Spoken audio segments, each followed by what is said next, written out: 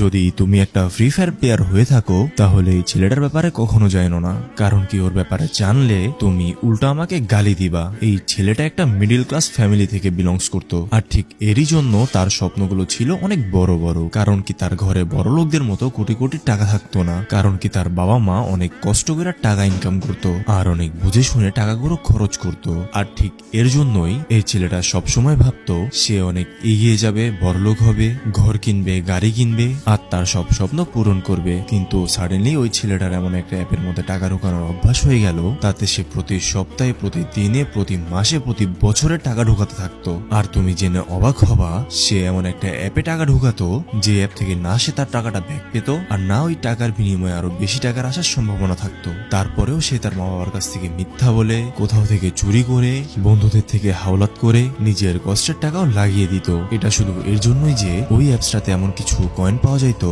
যেটা ওর অনেক বেশি পছন্দ ছিল। কি হলো, শুই না উইয়ার্ড লাগলো তাই না? কেমন আজব ছেলে এটা, শুধুমাত্র কয়েনের জন্য নিজের পরিশ্রম এন্ড নিজের বাবা মায়ের পরিশ্রমটাকে এভাবে উড়িয়ে দিত। যখন সে এমন একটা মিডল ক্লাস ফ্যামিলি থেকে বিলংস করে, তার অনেক বড় বড় স্বপ্নও আছে। হ্যাঁ, আমারও এমনও লাগছিল, কিন্তু তোমার একটা কথা বলি, এই ছেলেটা আর কেউ না, এই ছেলেটা হলো তোমরা, যে নিজের মা বাবার কষ্ট করা টাকা, এমনকি নিজের কষ্টের টাকাও ডায়মন্ডের পিছে উড়িয়ে থাকো। এটা শুধুমাত্র এর জন্যই করো যেন তুমি এই গেমে কিছু ফালতু বান্ডেল এন্ড কিছু ফালতু গান স্কিন বের করতে পারো। তুমি এটাও জানো যে এই গেমের যত কিছু আছে সবগুলো শুধুমাত্র টেম্পোরারি, আর এইগুলো ঠিক এই গেমেই থেকে যাবে। ঠিক এর জন্য আমি শুরুতে বলছি যে এই ছেলের কথা বলার পরে তুমি আমাকে গালিও দিতে পারো, কিন্তু বিশ্বাস করো ভাই, আমি তোমাকে এই সব জিনিস শুধু এর জন্যই বললাম যেন তুমি বুঝতে পারো তোমার তোমার মা বাবার কষ্টর টাকা তুমি যেন এই গেমে না ফুরিয়ে ফেলো। দেখো, টাকা দিয়ে টাকা বানানোর অনেক সিস্টেম আছে। লাইক তুমি ট্রেডিং করতে পারো, লাইক তুমি বিভিন্ন ফ্রিল্যান্সিং কোর্স কিনতে পারো, যেগুলো শিখে